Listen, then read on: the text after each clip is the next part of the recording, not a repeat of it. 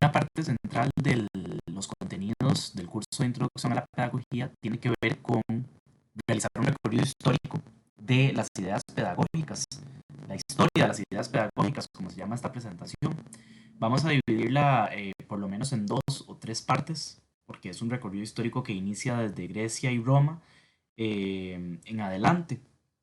Entonces, pues como comprenderán, es un periodo histórico bastante extenso, por lo cual vamos a dividirlo. Hoy vamos a ver por lo menos hasta inicios de la Edad Media. Entonces, vamos a hacer ese recorrido. ¿Por qué es importante?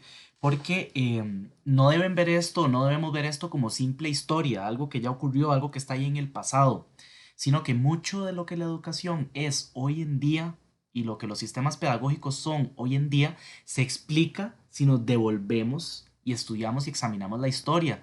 ¿Qué han dicho diferentes pensadores, filósofos, pedagogos a través de la historia sobre la educación, sobre cómo aprendemos, sobre las grandes preguntas filosóficas alrededor de la educación y de cuál es el sistema educativo ideal o cómo debemos aprender, o, etcétera?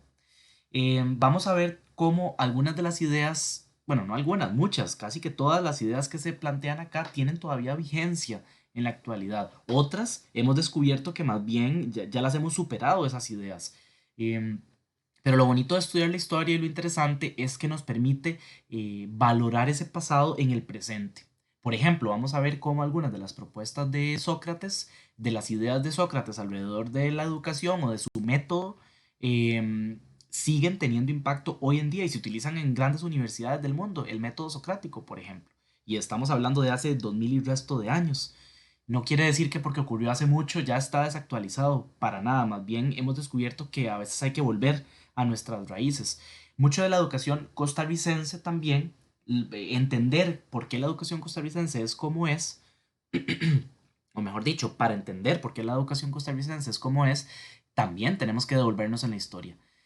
¿Por qué empezamos en Grecia y Roma como fingiendo que la historia empieza ahí, verdad? ¿Por qué no estamos hablando de culturas precolombinas? ¿Por qué no estamos hablando de la pedagogía china, japonesa, india?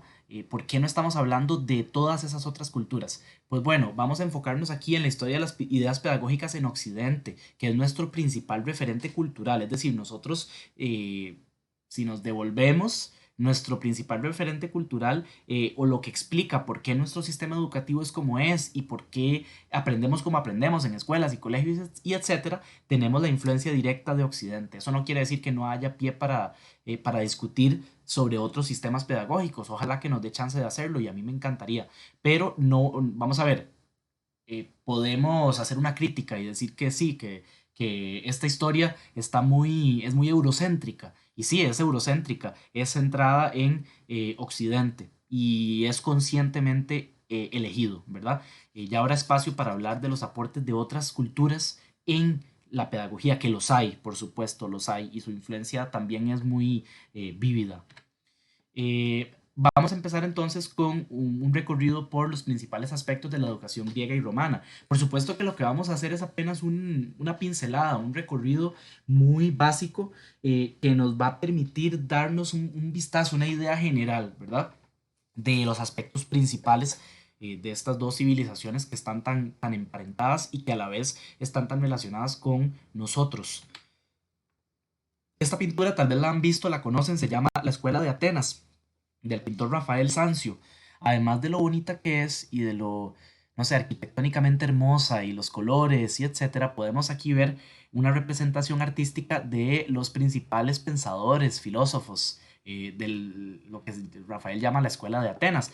Por ponerles un ejemplo, aquí en el centro, voy a ver si lo logro acercar un momento, aquí en el centro aparece Platón y Platón está señalando hacia arriba y aquí aparece Aristóteles, Aristóteles señalando hacia abajo.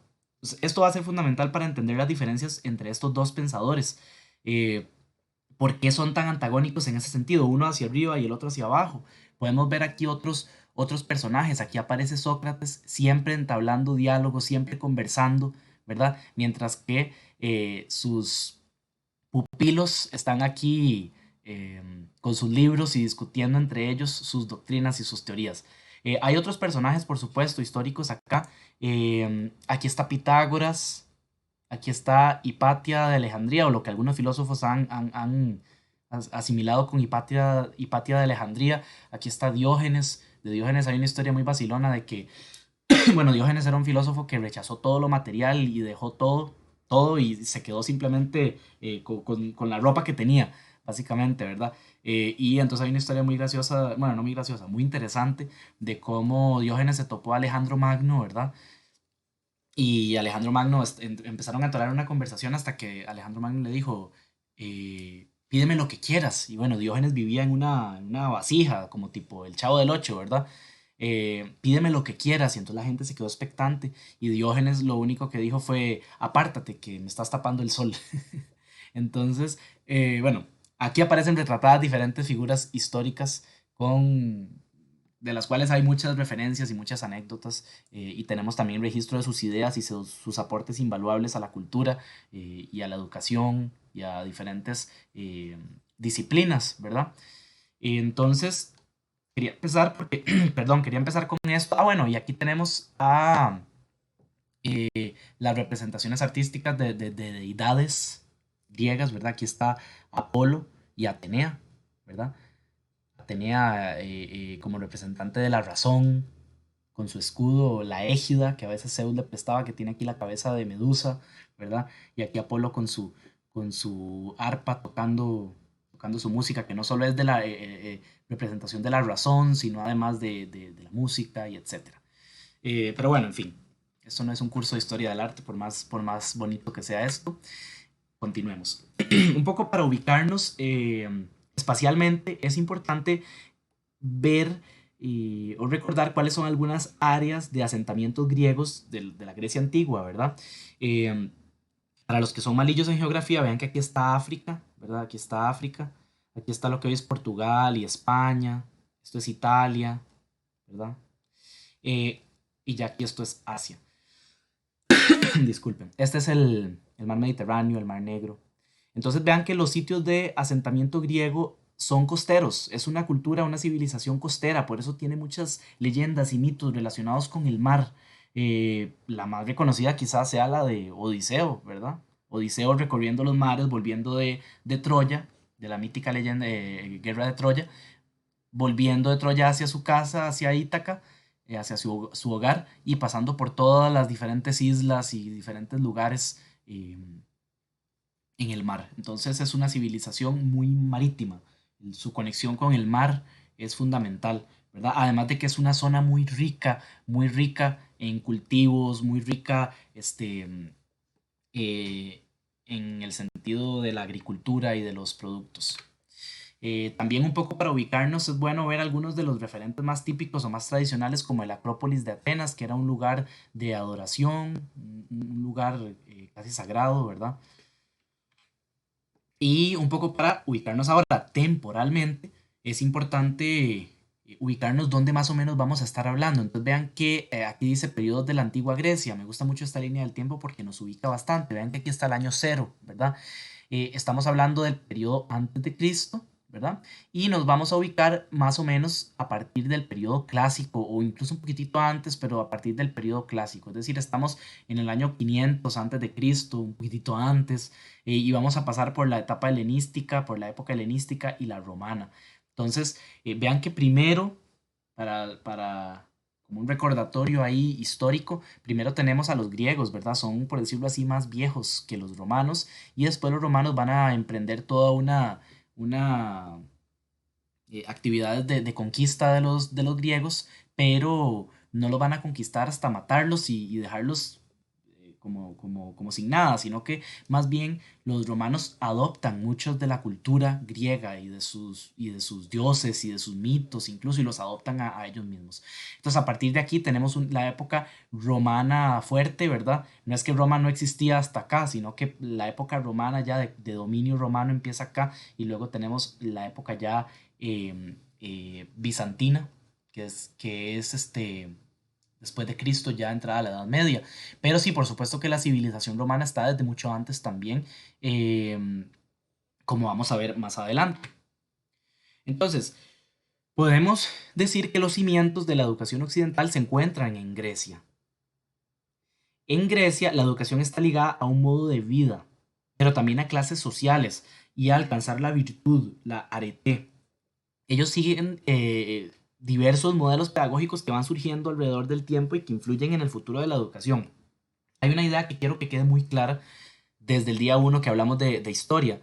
La educación institucionalizada o con maestros y etcétera, no era para todo el mundo. La idea de educación para todos, educación democrática, accesible a todos, hasta el último rincón, una escuelita hasta el último lugar, eso es más reciente y vamos a ver cómo surgió esa idea de la educación para todos, pero hasta este momento que estamos hablando, esta época, no, la educación no era para todos, ¿verdad? Las civilizaciones están estratificadas, los griegos y los romanos son sociedades esclavistas o fueron sociedades esclavistas, entonces incluso su división de clases era muy marcada y por lo tanto su educación, la educación no era para todos, ¿verdad?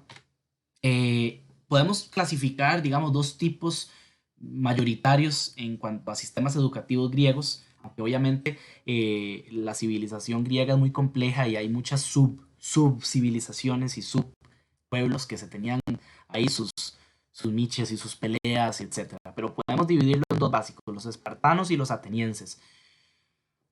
Como ustedes sabrán por películas que han visto o por literatura o historia que ustedes hayan leído, los espartanos están centrados en lo militar, en la fuerza física, en formar guerreros. Entonces, para los que son de educación física, en los espartanos tenemos el primer modelo de la educación física, ¿verdad? La importancia que le dan al cuerpo y a la salud corporal y al ejercicio físico, ¿verdad? Pero no solamente eso, sino que también en su sistema educativo incorporaban, como buenos griegos que son, ¿verdad? Incorporaban canto, instrumentos. Era un tipo de educación destinada a la clase dominante.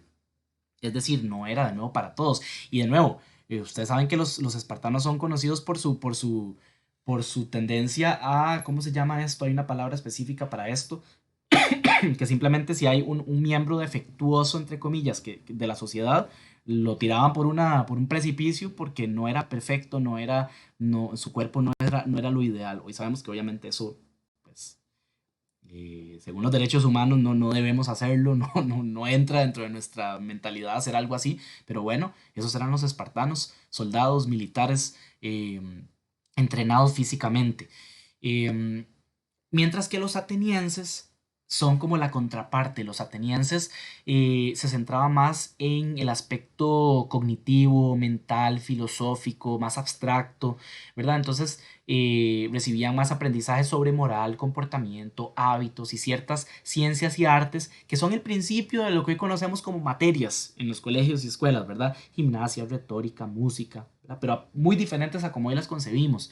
Em, en Atenas tenemos las tres figuras principales griegas que son Sócrates, Platón y Aristóteles, además de que se estudian los autores clásicos. ¿Cuál es el autor clásico por excelencia? Pues Homero, por supuesto, ¿verdad? El escritor de la Ilíada y de la Odisea es el modelo fundamental.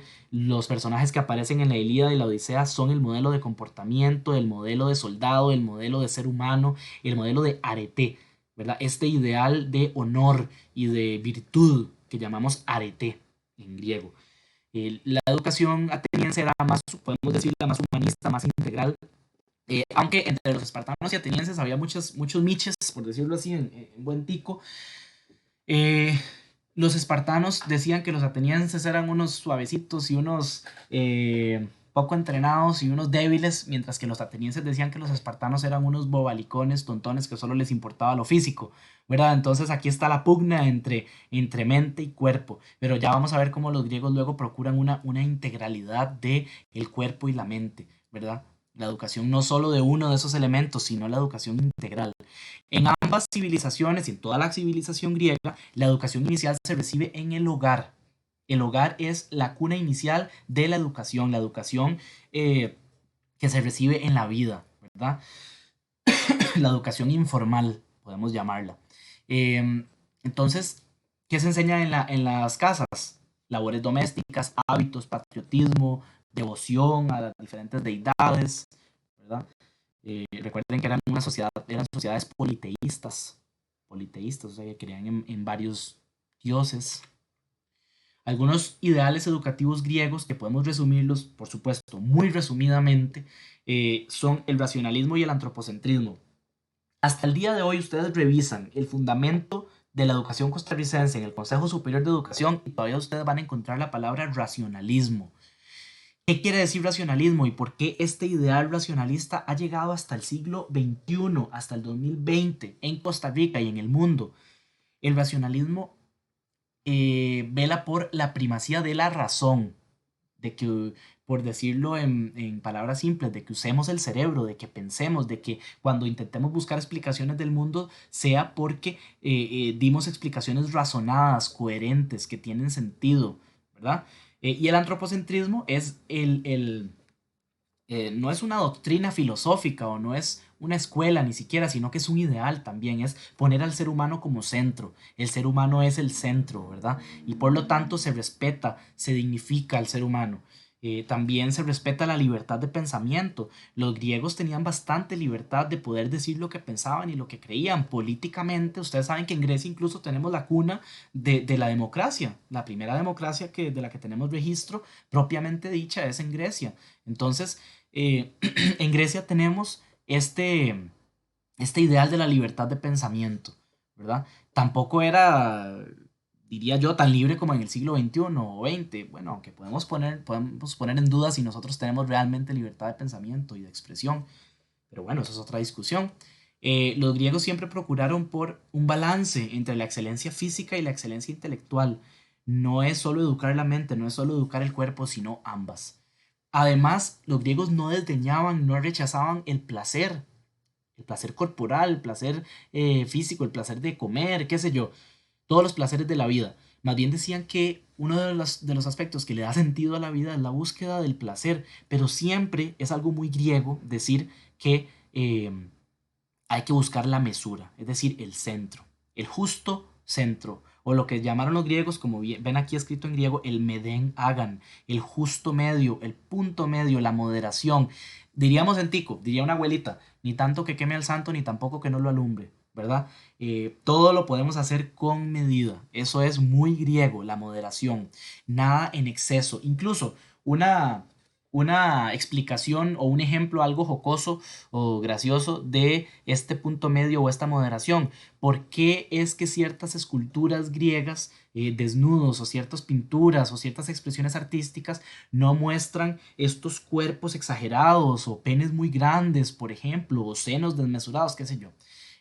Precisamente por esto, porque decían que el hombre, y poniéndole así en el género, ¿verdad? El hombre moderado, que era el ideal, el hombre que no tenía nada en exceso, era el ideal. Entonces, por ejemplo, las representaciones artísticas de deidades o de pequeñas deidades que se representaban en los jardines con grandes miembros viriles, por ejemplo, eran más bien vistos como figuras excesivas. Eran algunas deidades como, por ejemplo, los sátiros, que se asociaban mucho no son deidades, sino pequeñas figuras míticas, ¿verdad? Como los sátiros, que se asocian al exceso sexual y eran rechazados, por supuesto. O deidades como, por ejemplo Príapo, que era una deidad de la fecundidad, del nacimiento, de la vida, ¿verdad? Pero siempre las representaciones artísticas también buscaban este justo medio. Entonces, un ser humano moderado no es ni muy gordo, ni muy flaco, ni muy alto, ni muy bajo, qué sé yo. Hasta físicamente se evidenciaba esto. En su civilización, en la forma de organizarse socialmente, un ideal es que los hombres, y ponemos así el género porque de ahí, pues, eso es una discusión que vamos a tener, el sesgo ahí de género y el patriarcado, como es visible desde acá. Los hombres tienen deberes, deben ser buenos ciudadanos, interesarse por la política. Un dato interesante también es que los maestros no tenían prestigio social, eran esclavos, prisioneros de guerra, generalmente, ¿verdad? Que los ponían a educar a los hijos o a enseñarles a las letras y los conocimientos básicos que debía tener un ciudadano griego o romano, ¿verdad? Pero bueno, aquí estamos hablando de Grecia. Cuando hablamos de la paideia griega, hablamos de que, recordamos que el inicio, la cuna de las humanidades está en Grecia, ¿verdad? La paideia luego pasó a llamarse humanitas y luego humanidades, tiene que ver con la formación del ser humano. Eh, entonces, en los sistemas educativos, los que tenían suerte de acceder a, a un sistema educativo o a un maestro que fuera guiando el proceso de enseñanza, enseñaban a leer y escribir, era un proceso largo, un proceso que llevaba varios años. ¿Cuáles eran los métodos que se empleaban para enseñar? El método memorístico, la recitación, la repetición. Por ejemplo, si Homero era el ideal de arte, por ejemplo, entonces había que recitar y aprenderse a Homero de memoria. Y decir que yo me sé a Homero de memoria es decir que yo aprendí bien. Hoy sabemos, por ejemplo, que la memoria, aprender de memoria, no garantiza que usted aprendió nada, simplemente garantiza que usted puede repetir, ¿verdad? Pero son los métodos que van a primar desde aquí hasta la Edad Media, hasta entrar a la modernidad, incluso hasta el día de hoy, ¿verdad? La primacía de la memoria. Y luego tenían una especie de educación secundaria donde estudiaban a los poetas y a los autores clásicos, llevaban gimnasia, música, también los educaban en valores, en patriotismo, en arete, ¿verdad? A través del estudio de los modelos que aparecían en la literatura, en la alta literatura, en la pintura, etcétera. Em, entonces, es en la Grecia clásica, en la Grecia de Sócrates, Platón y Aristóteles, donde se proponen reformas, se organizan las escuelas y academias de filósofos. Eh, la palabra pedagogía viene del griego, etimológicamente paidos significa niño, es la misma raíz de palabras tan feas como pedofilia, ¿verdad? Paidos, que significa niño, y agón quiere decir conducir, entonces pedagogía etimológicamente quiere decir conducir al niño, llevar al niño, ¿verdad?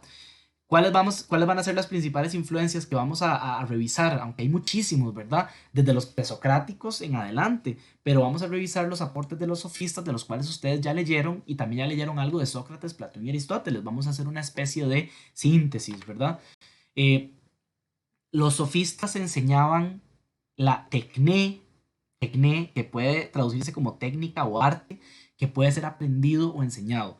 Entonces, ¿cuál tecné enseñaban los sofistas? La tecné retorique, el arte retórico, el arte de persuadir con base en la palabra. Los sofistas eran viajeros que andaban de pueblo en pueblo, son reconocidos o los recordamos hoy por ser los primeros en cobrar por su trabajo. Esto Platón se los echó en cara muchas veces, ahorita lo vamos a ver.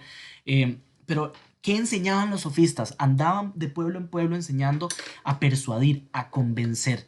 Es decir, no andaban enseñando o no se andaban preocupando por enseñar, entre comillas, el conocimiento verdadero, la ciencia, sino que andaban enseñando cómo conocimiento útil para la vida social y política. Usted quiere triunfar en la sociedad, usted quiere triunfar en la vida, bueno, tiene que hablar así, busque esto, hágalo, haga esto otro, aprenda a hablar, aprenda a construir un discurso, aprenda a convencer.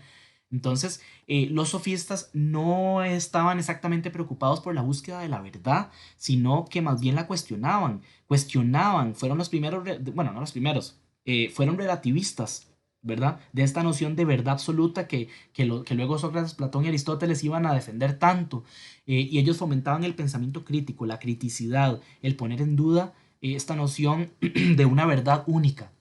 Las principales figuras sofistas de los sofistas que tenemos son Protágoras, Gorgias e Hipias. Son los que se mencionan en los diálogos de Platón y en algunas obras literarias, como creo que en las nubes de Aristófanes y alguna otra muestra de teatro griego, podemos ver alguno de los sofistas como personaje principal o secundario. Entonces, Protágoras se preocupaba por la argumentación, el análisis de diversos puntos de vista. Gorgias estaba más centrado en la educación formal para persuadir con la palabra, mientras que Hipias enseñaba o se preocupaba más por el conocimiento enciclopédico, es decir, con un poco de cultura general, ¿verdad? Ellos tenían intereses diferentes. Algunas frases interesantes de sofistas, ojo esta frase de Gorgias, donde podemos ver indicios de su relativismo. Dice, nada existe. Ojo qué manera de iniciar una reflexión o de postular algo, ¿verdad? Nada existe. Si algo existe, no puede ser conocido. Es decir, luego pone en duda lo mismo que está diciendo. Bueno, nada, yo dije que nada existe, pero si algo existe, no puede ser conocido. Y bueno, si algo existe y puede ser conocido, no puede ser comunicado. Y eso sí no lo pone en duda. Entonces Gorgias nos plantea el problema de la comunicación, no, el problema del lenguaje. ¿Qué es el lenguaje? El lenguaje simplemente no es un vehículo directo a la realidad, ¿verdad? No podemos hablar o exponer realmente qué es o cómo es la realidad porque precisamente Si algo existe no puede ser conocido y si algo existe y puede ser conocido no puede ser comunicado. Si yo digo nube, yo solo estoy diciendo la palabra nube, pero realmente eso no quiere decir nada, es solo un conjunto de sonidos. No me dice nada más que de mi experiencia previa de qué es una nube, ¿verdad? Otra frase muy reconocida de sofistas es el hombre es la medida de todas las cosas. Es una frase de Protágoras. Aquí tenemos indicios de qué, de humanismo, ¿verdad? De humanismo, de antropocentrismo, de racionalismo, porque si la razón sale del ser humano, entonces la razón va a ser también primordial o eje central de. Entonces, por supuesto, los sofistas van a recibir críticas muy fuertes. Platón va a ser el principal crítico de los sofistas. Eh, Platón los criticaba por ser maestros pagados. O sea, ¿quién cobra por enseñar? Decía Platón. Eso no se hace. Tiene que ser un ideal, algo, una búsqueda. No puedo cobrar por mi conocimiento. Los criticaba porque creía que eran manipuladores, porque no buscaban la verdad. Y sí, los sofistas no buscaban la verdad, buscaban el conocimiento pragmático. Eran pragmatistas, eran pragmáticos, eran útiles. ¿Para qué me sirve esto? ¿Verdad? Y Platón es todo lo contrario. Platón es cero pragmatista. Entonces ya lo vamos a ver.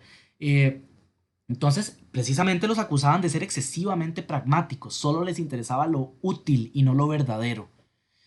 Otros los criticaban por ser dogmáticos, pero disfrazarse de relativistas, que es una crítica un poco más seria y más difícil de quitársela de encima, ¿verdad? Pero entonces en los sofistas tenemos la cuna del pensamiento crítico, de la duda central, como dice este pensador oriental, bueno, no pensador, sino influencia hasta espiritual, Buda, que dice duda de todo, ¿verdad?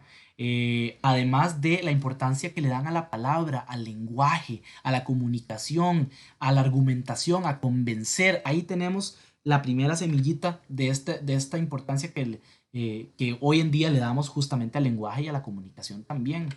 Eh, bueno, entremos a hablar de los tres grandes, Sócrates, Platón y Aristóteles. En ese orden está el más viejo, el de en medio y el más jovencillo, por decirlo así. Entonces, Aristóteles fue discípulo de Platón y Platón fue discípulo de Sócrates, ¿verdad? Sócrates no escribió nada, no dejó nada escrito, no dejó ningún registro escrito, sino que todo lo que tenemos de qué dijo Sócrates lo tenemos a través de Platón en los diálogos de Platón.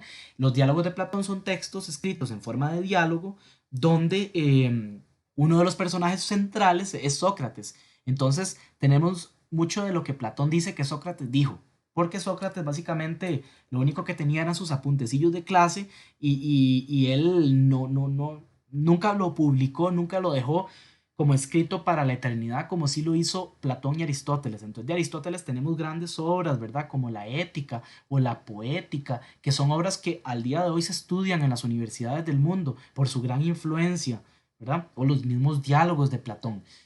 Eh, la República de Platón es uno de esos diálogos, el banquete donde habla del amor y la historia tan hermosa de cómo surge el amor y por qué los seres humanos se buscan entre ellos y hasta una explicación de por qué existe la homosexualidad, una explicación muy, muy abierta, muy moderna, por decirlo así. Entonces, bueno, sí, empecemos con Sócrates. Una frase atribuida a Sócrates es el conócete a ti mismo. En griego decimos gnosis auton, conócete a ti mismo. ¿Cuál es la clave central de esta frase? El conocimiento empieza a nivel personal. Conócete a ti mismo. Si no te conoces a vos mismo, no puedes aprender. Entonces, para Sócrates, cada quien tiene que llegar al conocimiento. Y esto es siglo XXI, chicos y chicas. Esto es constructivismo. Esto es el fundamento de la educación costarricense y mundial en la actualidad. Esto es como lo último de lo último, ¿verdad? Aunque obviamente no podemos tampoco descontextualizarlo tanto y decir que Sócrates está en el siglo XXI y que no, pero mucho de lo que dijo lo podemos retrotraer, lo podemos actualizar al siglo XXI. Entonces en Sócrates tenemos el germen, la semillita del constructivismo, que luego vamos a hablar de eso. Cada quien tiene que llegar al conocimiento. El método de Sócrates se llama el arte mayéutico. Ahorita vamos a hablar de eso. La palabra mayéuticos o mayéutico viene de la palabra parir o partera. Entonces, el filósofo o el docente, en nuestro caso, Sócrates lo concibe como el partero que ayuda a que las ideas salgan a la luz, a que uno como estudiante dé a luz a las ideas. Y ojo qué frase o qué metáfora más bonita, dar a luz una idea, ¿verdad? Los que de aquí, bueno, eso es un curso muy de primer ingreso, pero hay algunos que ya llevan varios años en la U. Entonces piensen en el proceso de escribir un artículo científico, en el proceso de escribir una tesis, por ejemplo, es prácticamente un proceso de dar a luz. Es decir, llegar al conocimiento o producir conocimiento o aprender es un proceso que puede llegar a ser bastante doloroso y bastante incómodo y retador, pero en el fondo nos lleva a un resultado hermoso, ¿verdad? Que es dar a luz una idea, dar a luz mi conocimiento. Entonces, Sócrates le llamaba a este método el arte mayéutico, el arte de ayudar a otros a dar a luz a sus propias ideas. Entonces, para Sócrates, por eso es que Sócrates en la pintura aparece hablando, dialogando con otros siempre, porque para Sócrates el aprendizaje está en la pregunta. Y esto es fundamental, el aprendizaje está en la pregunta, en la dialéctica, o sea, en el diálogo. La mayéutica es un método, o sea, es una forma de hacer con unos pasos muy claros, un método interrogativo, o sea, es un método que se hace a través de hacer preguntas y de fomentar el diálogo, que lleva a que el estudiante descubra las verdades por sí mismo. Y ojo como Sócrates estaba tan adelantado a su época, que para Sócrates su método no es un método de clase magistral. Es más, esto que yo estoy haciendo, Sócrates tal vez se reiría, esta clase magistral, yo les estoy impartiendo saberes, conocimientos. Sócrates más bien nos diría que tenemos que centrarnos, y por supuesto que yo voy a seguir el ejemplo de Sócrates, pero sí le doy una importancia fundamental a la clase magistral breve, ¿verdad? Este, entonces es un método interrogativo y dialéctico que lleva a que el estudiante descubra las verdades por sí mismo. El maestro o el filósofo lo que hace es preguntar. Básicamente, algunos le llaman a esto ironía socrática, porque Sócrates ya se dice que él conoce la respuesta de lo que está preguntando, pero lo pregunta para que el estudiante mismo llegue a las verdades. Entonces, para Sócrates otro punto fundamental es que el inicio de la educación es el reconocimiento de las propias limitaciones, hasta dónde puedo llegar. Y yo veo aquí el germen de un concepto muy constructivista que llamamos zona de desarrollo próximo. Guárdense ese concepto, zona de desarrollo próximo, para cuando hablemos de constructivismo. La zona de desarrollo próximo es identificar qué puedo hacer yo por mi cuenta y qué necesito de ayuda de otra persona para hacerlo. Entonces, aquí podemos ver la semillita de la zona de desarrollo próximo. Entonces, para Sócrates, virtud y saber es lo mismo. En cuanto más sé, más virtuoso soy. Para Sócrates, la verdad sí existe y el maestro tiene que buscarla, aunque no le guste a los de su época. Entonces Sócrates se oponía al gobierno de su época, él era crítico, él buscaba la verdad sin importar a quién le incomodara. Y por eso es que la muerte de Sócrates, Sócrates es un personaje que se relaciona mucho con la figura de Cristo culturalmente, porque además de que, por ejemplo, no se sabe nada de la vida de Sócrates antes de cierto punto, igual pasa con Jesús. Jesús no dejó nada escrito, igual Sócrates no dejó nada escrito. La muerte, bueno, Jesús fue un revolucionario para su época, Sócrates también. Además, la muerte que tuvieron fue una muerte debido a su propio pensamiento y a su propia rebeldía. Murieron como mártires, ¿verdad? Sócrates muere envenenado, lo obligan a tomarse un veneno que se llama cicuta, y entonces Sócrates muere envenenado. ¿Por qué? Por buscar la propia verdad, por no dejar que nadie le impida buscar la verdad, o lo que él considera que es la verdad y el bien. Entonces, aquí hay algunas esto es tomado del Center for Critical Thinking del doctor Richard Paul, que está ubicado en la Universidad de Harvard. Entonces ellos utilizan preguntas socráticas para llevar a cabo, o fomentan el uso de preguntas socráticas para llevar a cabo los procesos de enseñanza-aprendizaje. Muchas de las últimas propuestas de hacer visible el pensamiento, que así le llaman Making Thinking Visible, tiene que ver con retomar los métodos socráticos. Y vean qué interesante, saber hacerle preguntas al estudiante. Una simple pregunta como, mira, ¿qué quiere decir usted con eso? O sea, ¿qué quiso decir con eso? Dígalo de otra forma. ¿Podría darme un ejemplo? Eso es permitir que el otro piense. Eso es lo que en el siglo XXI llamamos making thinking visible, hacer visible el pensamiento. Y Sócrates lo tenía clarísimo. Lo tenía clarísimo sin estudios científicos que se lo demostraran. Lo tenía clarísimo, clarísimo sin ser un científico. Era un filósofo, ¿verdad? Entonces, otro tipo de preguntas. ¿Qué estás asumiendo? ¿O cómo usted sabe eso? ¿Por qué usted piensa que eso es verdad? ¿Qué estás insinuando? ¿Por qué esto es relevante? ¿Qué significa esto? ¿Cuál es el sentido de esta pregunta? ¿Por qué usted cree que yo le pregunté esto? Son preguntas que nosotros como docentes tenemos que fomentar a hacer.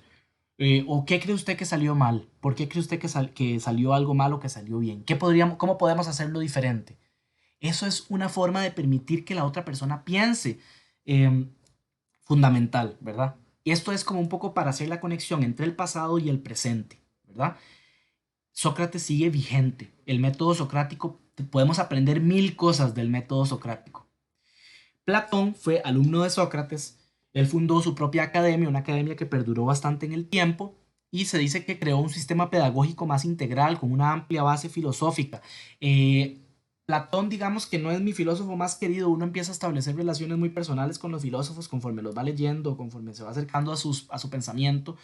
Yo soy más compa de Aristóteles que de Platón. Y les voy a decir por qué, y les voy a ser muy honesto. Uno no puede desligarse de dar sus criterios personales cuando habla de los filósofos. O sea, es como sentarse con amigos en la mesa y hablar con ellos. Platón era idealista.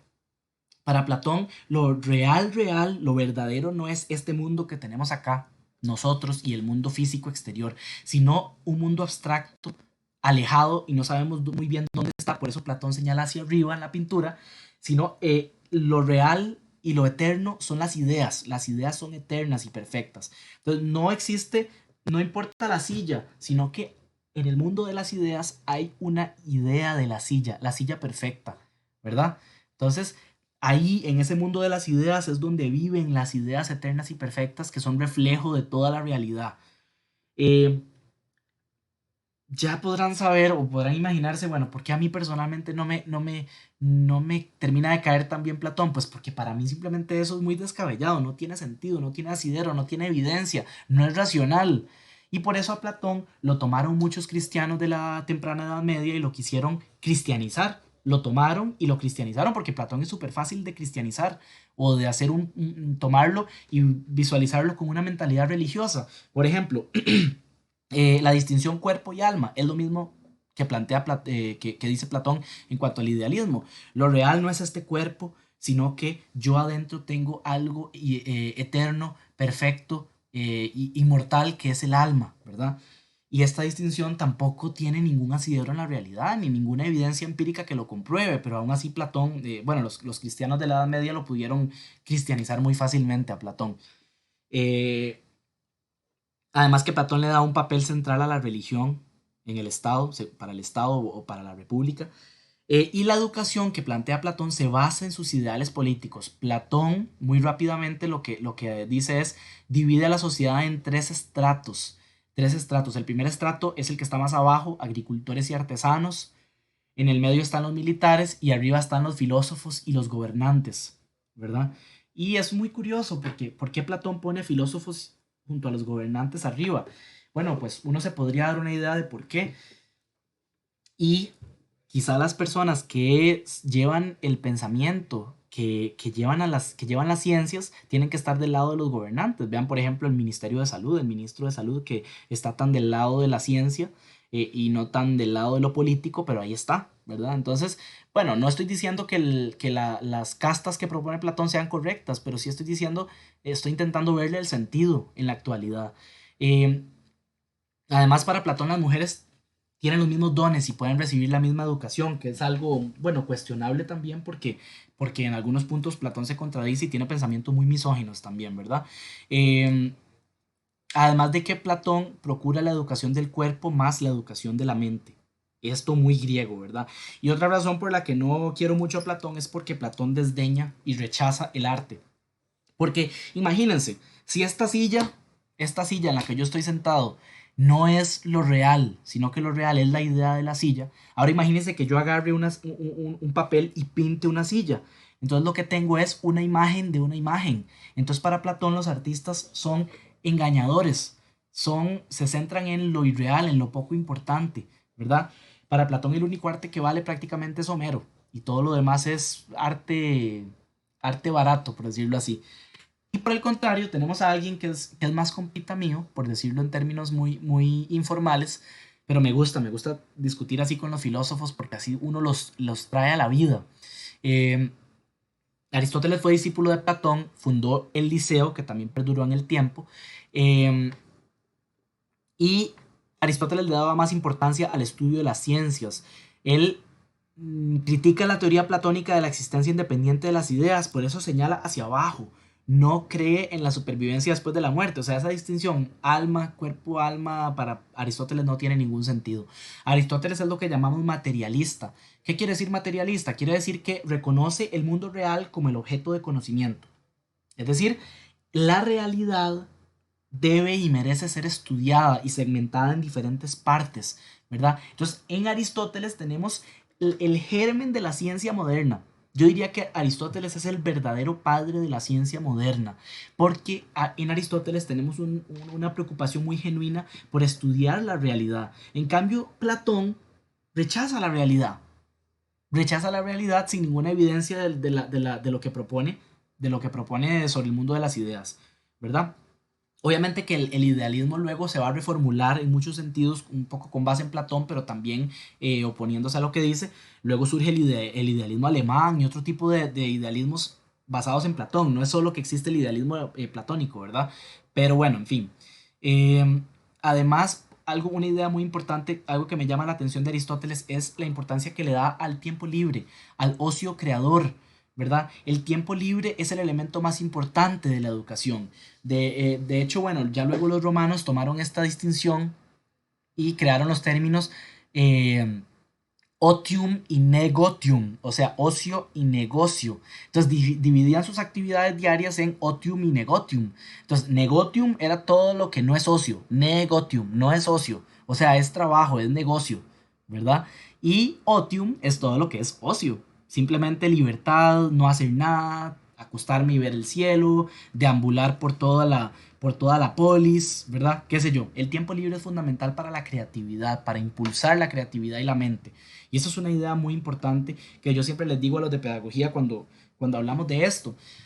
Sé que estamos en un momento muy raro, en un periodo muy extraño, en pandemia, y no podemos vivir la vida universitaria, y eso me ofusca realmente para los que son ceceros, porque parte importante y fundamental de vivir en la U, de estar en la U, de ser estudiante de la U, es estar en la U, acostarse en la U, ir a pasar, a no hacer nada en algún parquecillo por la U, ir a estar con los amigos por allá. Eso es parte fundamental de la vida universitaria. La vida universitaria no es solo hacer trabajos y ya. Y eso es lo que la educación a distancia nos está quitando, tristemente, ¿verdad? Pero cuando volvamos a la U y cuando volvamos a recuperar nuestro espacio, siento que en algún momento, cuando recuperemos una normalidad, que sea como sea, nunca más va a volver, recuerden la importancia del tiempo libre y de no hacer nada también. No se trata solo de hacer trabajos y trabajos y trabajos y trabajos.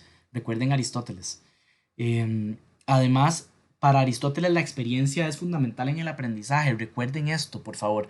Recuerden esto de que la experiencia es fundamental en el aprendizaje. ¿Qué es la experiencia? Es aprender a través de mis sentidos, viendo, tocando, oliendo, sintiendo. Eh, y Aristóteles sí le da al arte un papel primario, ¿verdad? Fundamental. Por eso, una de sus obras más reconocidas es la poética, donde estudia y examina los tipos de ¿cómo se llama? De tragedia, que es una manifestación de arte griega. Y luego entramos en el periodo helenístico, donde llegamos casi casi que al año cero, ¿verdad? Pero es una época de transición entre el declive griego y la conquista romana. Empiezan a surgir otros centros de poder.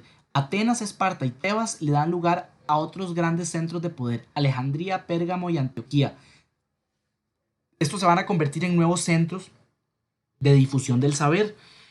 Alejandría va a ser siempre la cuna y el centro del saber y del conocimiento durante muchísimos siglos, ¿verdad? Hasta que luego llega Bizancio o la ciudad de la Edad Media, de la cual vamos a hablar más adelante.